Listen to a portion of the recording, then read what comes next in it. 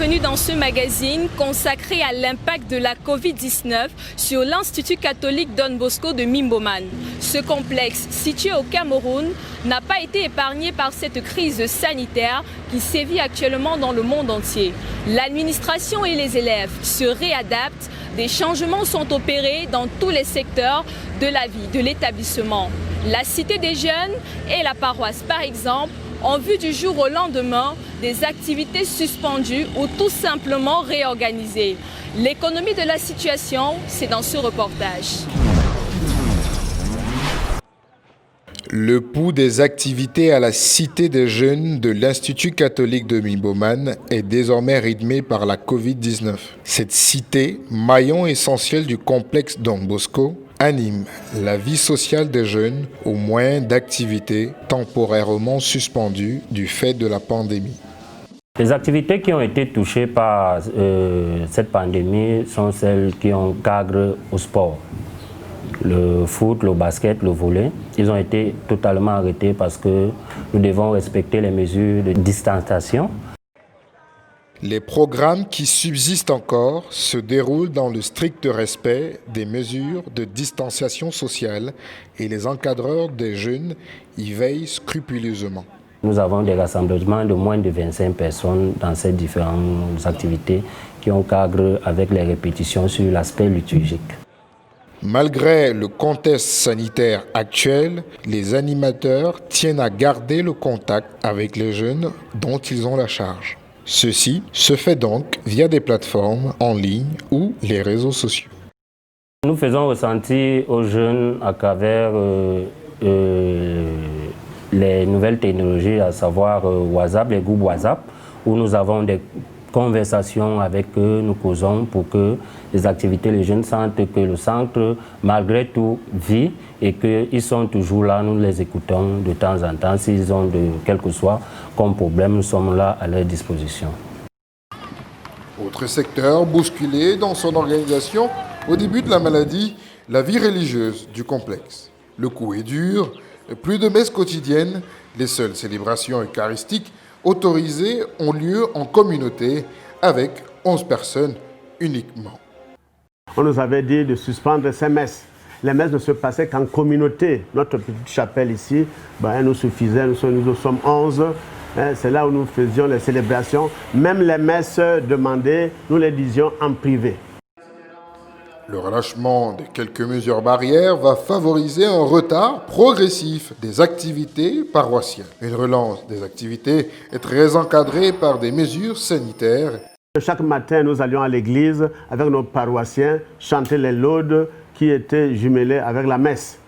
Cela n'avait plus lieu puisque du haut de notre hiérarchie, on nous avait dit de suspendre ces messes. Les paroissiens suivent d'ailleurs le pas sur les recommandations de leur berger. Qu'on ne cesse de leur rappeler les mesures de distanciation, les mesures de lavement des mains, les mesures du port, n'est-ce pas, des masques, de lavage des mains avec le savon. Tout cela, vous voyez, si vous allez là dehors, vous allez voir qu'il y a ces mesures.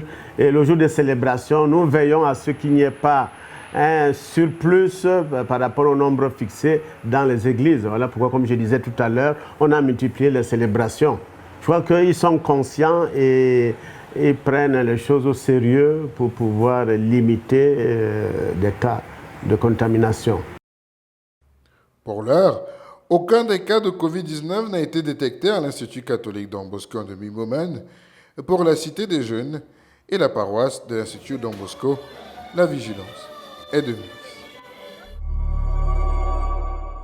La crise sanitaire actuelle a favorisé une crise économique difficile à gérer pour le complexe Don Bosco. L'Institut catholique a vu ses recettes baisser au cours des derniers mois, ceci occasionné par l'arrêt des activités génératrices de revenus et le non-règlement des frais de scolarité par certains étudiants. L'état de la situation dans cet élément. L'Institut catholique Don Bosco de Mbomane paye cher les frais de la crise sanitaire au Cameroun. Ce complexe scolaire et professionnel a vu au cours des derniers mois ses recettes baisser et ses entrées financières ralentir aux raisons du Covid-19. Ici, les filières portées sur la génération des revenus jouent un rôle majeur dans le fonctionnement de l'établissement. Les menuisiers, par exemple, de deuxième année, produisent des meubles qui sont vendus. Les soudeurs font la même chose.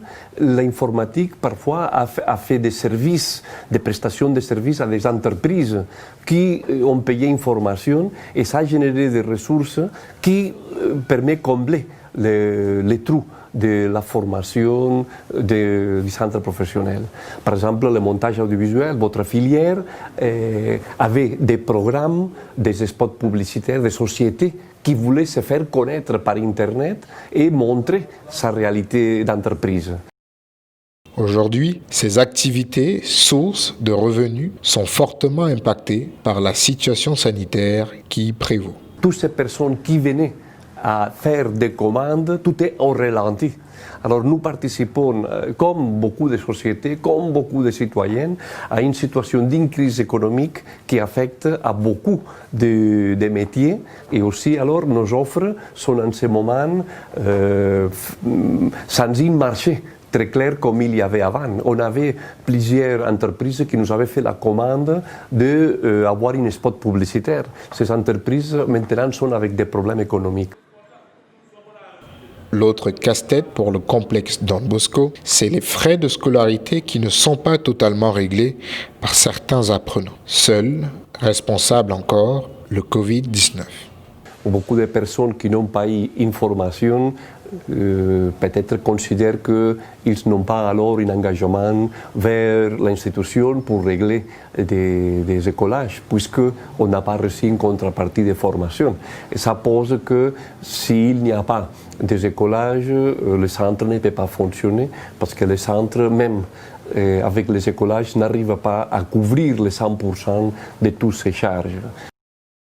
Une question sur laquelle l'administration du complexe va devoir se pencher, des solutions s'imposent. Ce qu'on a fait, c'est sensibiliser les élèves et tout de suite demander le règlement des impayés. Ça, c'était la première chose.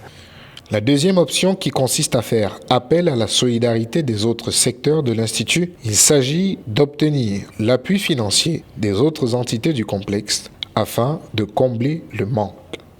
Ici, il y a un collège, ou ici, il y a une paroisse, ou il y a un atelier de menuiserie, et on essaye de voir si les autres peuvent secourir ce qui a des problèmes. En dépit de la crise que traverse le complexe Don Bosco, le Père Sabé reste optimiste. Si nous, on offre une formation de qualité, on a plus de chances pour tenir les situations de crise, puisque les offres qu'on fait sont de qualité. Et la société civile, par la bouche-oreille, parce qu'on connaît, on sait que là-bas, on a une bonne formation. Même si c'est une situation de crise, il y aura des personnes qui diront « je vais me former ». Même dans une situation de crise, vaut la peine d'investir en formation, parce que la formation, c'est l'avenir. Il faudra également investir dans l'achat d'équipements d'après le Père Sabé, un projet qui devra pourtant attendre à cause des ressources financières indisponibles pour l'heure. La reprise des classes au sein du complexe Don Bosco de Mimboman s'est tenue le 1er juin 2020 et ce dans le strict respect des mesures barrières. On observe alors une réorganisation des cours déjà survenue pendant les 2 mois de confinement. L'administration avait alors établi un dispositif afin d'encadrer élèves et apprenants via des cours en ligne. Une mesure diversement appréciée des uns et des autres. Vie pédagogique et académique aux prises du Covid-19, regardez plutôt.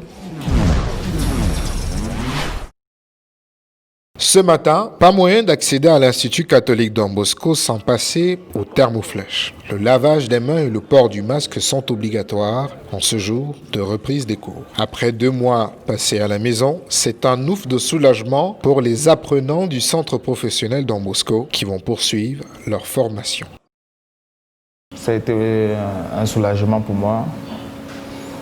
C'est vrai aussi, il y a des gens qui me manquaient aussi. Bon, quand vous tissez des liens très forts avec certaines personnes, il vous manque, vous causez. C'est vrai, en ligne, on causait, mais les voir en vie, c'était vraiment une très grande joie.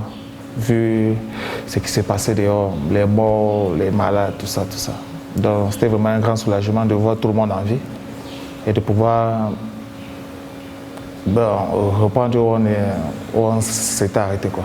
C'était une véritable satisfaction, un soulagement parce que on a compris véritablement que ça n'allait pas être une année blanche. La reprise de cours pour moi, je l'ai prise avec joie. Pourquoi? Parce que je ne m'en sortais vraiment pas seule à la maison. Parce qu'il y avait certains points qui demeuraient inexpliqués pour moi et incompréhensibles. Donc j'avais vraiment besoin du suivi de mon encadreur. Ces apprenants comprennent les enjeux du contexte actuel. Ils apprécient diversement les mesures prises par le complexe pour la sécurité sanitaire. Le centre professionnel Don Bosco, ils ont pris des mesures vraiment adéquates parce que chaque week-end, donc le week-end, eux, ils désinfectent l'établissement. Donc ça veut dire que c'est une très bonne chose. Déjà à l'entrée, on prend votre température, laver les mains et puis le respect de la distanciation, les mesures, moi je trouve qu'elles sont respectées ici pour le moment. J'ai trouvé ces mesures un peu plus rassurantes dans la mesure où nous pouvons constater que l'établissement, la cellule informatique prend également en considération l'hygiène de santé de ses apprenants. On nous oblige à porter le masque. On nous oblige à avoir des solutions hydroalcooliques. Nous avons un peu de partout des points de lavage d'eau, de lavage des mains, pardon. Et on désinfecte, je crois, peut-être une fois par semaine les salles. Mais il y a quelque chose qui reste encore à faire, pas par rapport au centre, mais par rapport à nous les apprenants, de savoir un peu observer aussi les mesures de distanciation. La nouvelle de l'arrêt des cours, le 18 mars, a eu l'effet d'un coup de marteau pour beaucoup d'entre eux. Le fait d'apprendre que les cours seront interrompus pour une période indéterminée, ça m'a mise dans une frustration totale. Puisque la somme d'argent à bord qu'on verse pour suivre cette formation, ce n'est pas donné à n'importe qui. Donc j'ai eu toutes les idées, donc tout s'est embrouillé dans ma tête. Le fait de savoir est-ce que je vais continuer la formation, est-ce qu'on va nous rembourser, comment est-ce que ça va se passer. Donc c'était vraiment une embrouille totale. J'ai d'abord été très surpris par cette décision qui est venue de manière brusque du gouvernement. Par la suite, j'ai été un peu frustré parce que, n'est-ce pas, lorsqu'on nous arrête les cours comme cela sous-entend que nous serons pendant un bon bout de temps en arrêt également dans notre processus de progression. Alors, c'est quelque chose qui a été très complexe à gérer, mais nous sommes restés dans cette attente, n'est-ce pas, d'une décision qui allait venir soit du gouvernement ou soit de la direction de la cellule informatique. J'étais en pleine séance de concours et étant donné que je ne les avais pas encore achevés, donc je ne savais pas en quoi exactement m'en tenir parce que je me suis posé la question de savoir si je devais recommencer les compos ou si alors on devait les annuler pour qu'ils recommencent ou si on devait seulement continuer. Donc j'étais un peu perplexe.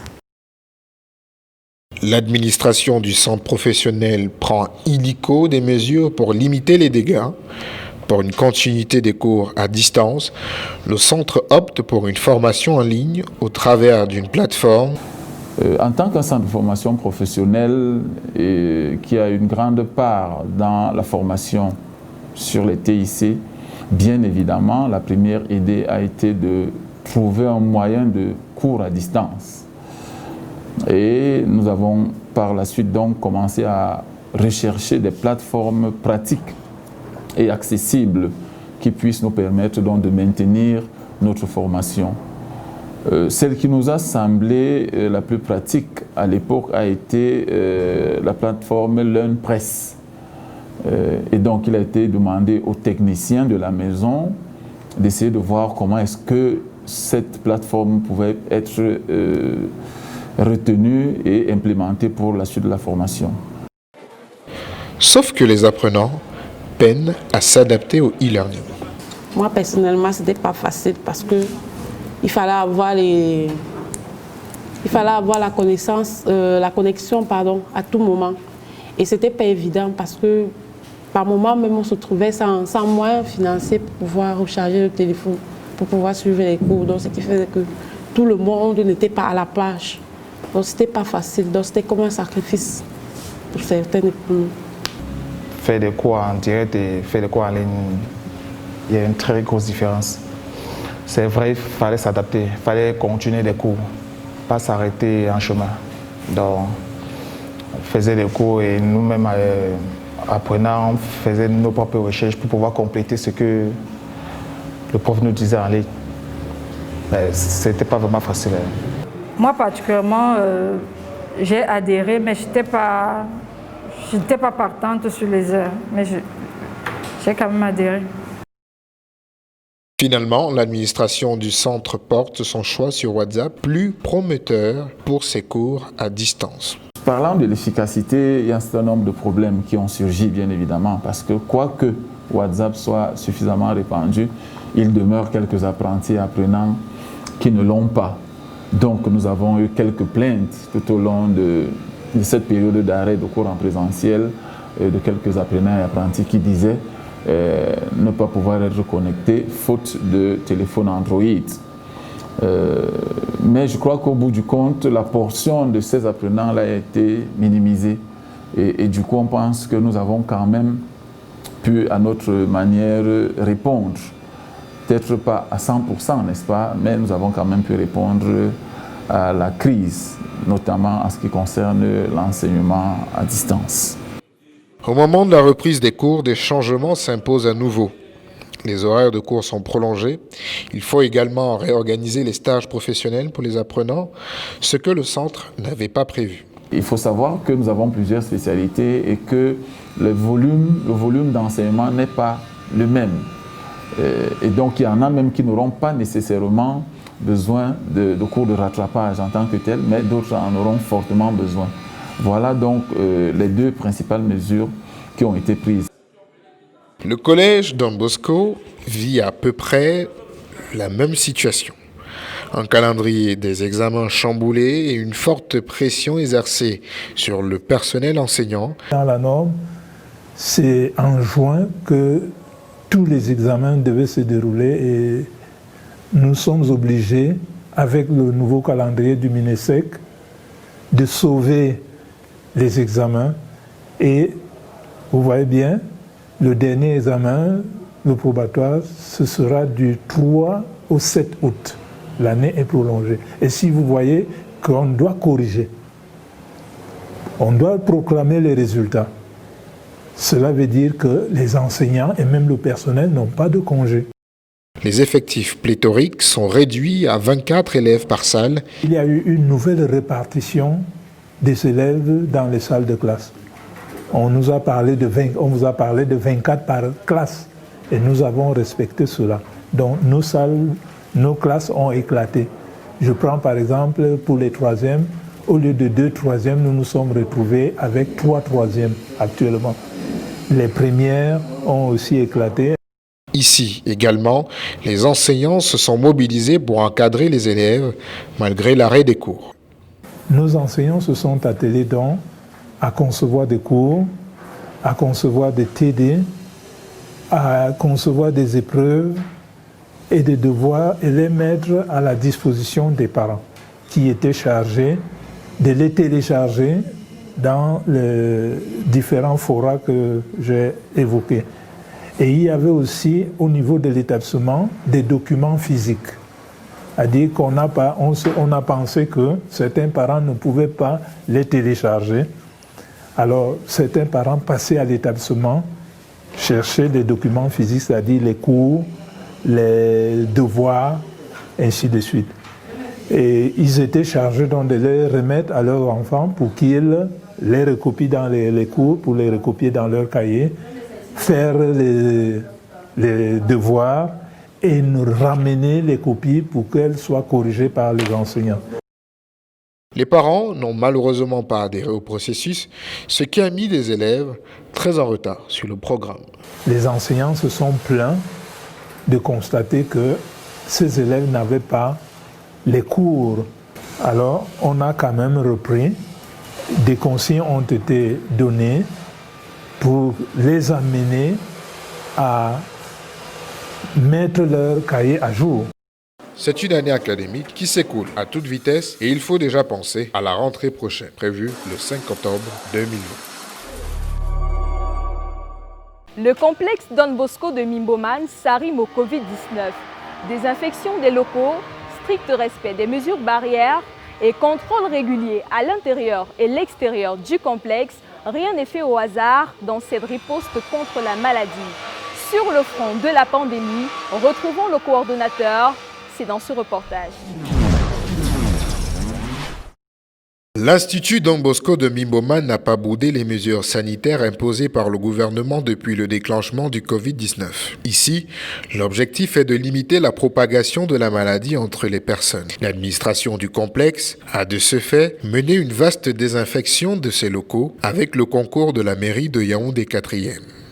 Nous avons cherché à désinfecter tout le complexe, c'est-à-dire les salles de classe, les ateliers et les bureaux de l'administration.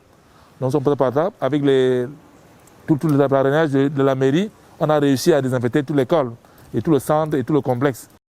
Dès l'entrée de l'école, les élèves, apprenants et enseignants doivent impérativement passer au thermoflash avant de se confronter au lavage de mains désormais d'usage. Selon la demande de l'administration du gouvernement camerounais, les points d'eau, lavage de mains régulier à l'eau, au savon. Nous avons installé dans tous les bureaux de l'administration et dans toutes les salles de classe les gels hydroalcooliques.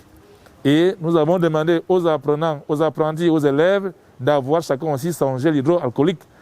Ce qui fait qu'avec ces éléments, nous avons réussi et nous sommes en train de réussir. Nous sommes en train de faire des efforts pour réussir la route au Covid-19. Sans oublier que le port du masque est très obligatoire.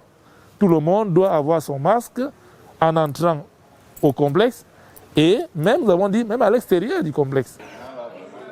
Impossible d'outrepasser les règles. Des contrôles sont effectués à tous les niveaux avec l'aide des enseignants. On ne peut pas entrer au complexe sans qu'on vous contrôle. Donc il y a cette mesure d'entrée et même à l'intérieur, il y a le contrôle systématique dans les salles de classe. Les formateurs, les enseignants contrôlent systématiquement que les enfants et les gens qui viennent en formation ici aient les éléments qui leur permettent de ne pas être en contact. Les mesures barrières concernent aussi le personnel enseignant qui devra dispenser les cours en limitant le contact physique avec les élèves et apprenants. Vous voyez que moi je suis bien avec mon masque. Dans mon bureau, il y a le gel, à l'entrée, il y a de l'eau. Ça veut dire que le personnel déjà suit à la lettre ces éléments pour que ceux qui viennent voient déjà que le personnel en première position est déjà en suivant de ces normes positives. Donc le personnel déjà a été sensibilisé. Le port de la blouse pour les enseignants, obligatoire. Le lavage des mains obligatoire. Le contrôle des thermoflash obligatoire. Vous voyez, même maintenant, il y a un enseignant qui est en train de se faire contrôler avant d'entrer. Donc, les enseignants sont aussi mis au pas par rapport à cela. Chaque enseignant a déjà son gel, chaque enseignant a déjà son masque. Et on a insisté pour l'extension entre élèves et enseignants. Ils ne se rapprochent pas d'eux. Ils font leur cours et ils ne peuvent pas se rapprocher. Que ce soit au niveau de la formation professionnelle, que ce soit au niveau du collège. Donc les enseignants même sont déjà les premiers à respecter cela avant les élèves. Jusqu'à présent, le respect des mesures barrières semble porter ses fruits au sein du complexe qui compte 0 cas de contaminés. S'il n'existe pas de risque zéro, l'établissement envisage tout de même renforcer les mesures sanitaires par l'acquisition de nouvel équipement. Nous avons acheté 2 atomiseurs, on pense acheter encore 2 autres. Parce que chaque week-end, on doit faire tout le complexe qui est grand avec des atomiseurs. On dit que le travail est assez lent. Nous voulons encore acheter 2 autres, on aura 4 pour faciliter la désinfection. Nous voulons encore continuer à acheter d'eau de javel. Nous avons déjà acheté un carton, nous voulons encore acheter d'autres. L'eau de javel, les atomiseurs, et insister sur ce que nous avons déjà commencé. Ça veut dire que continuer à insister avec les élèves et les apprenants, mais aussi ajouter du matériel. Nous avons fait une demande au niveau de la mairie si on pouvait avoir des masques pour partager à chaque apprenant, à chaque apprenti, à chaque élève. Nous attendons et on va voir si les choses ne s'accélèrent pas. Nous-mêmes, avec la session de la couture, on pourra mettre en marche la confection des masques dans notre complexe et on pourra partager régulièrement à chacun. Donc nous voulons intensifier, augmenter le débit du matériel pour pouvoir que tout le monde soit de façon systématique protégé par la maladie. Mais nous insistons qu'il peut y avoir ces choses au niveau du complexe, mais si chacun se prend pas au sérieux, même hors du complexe, ça ne pourra pas marcher. Ceci dit, la victoire sur la pandémie dépendra des efforts conjugués de tous. Il faudra se montrer responsable. L'Institut catholique Don Bosco de Mimboman est désormais imprégné des réalités liées au contexte sanitaire actuel. La crise n'aura pas raison du complexe salésien qui mène une lutte acharnée contre cette maladie. Merci d'avoir regardé ce programme. Au plaisir de vous revoir dans une prochaine édition.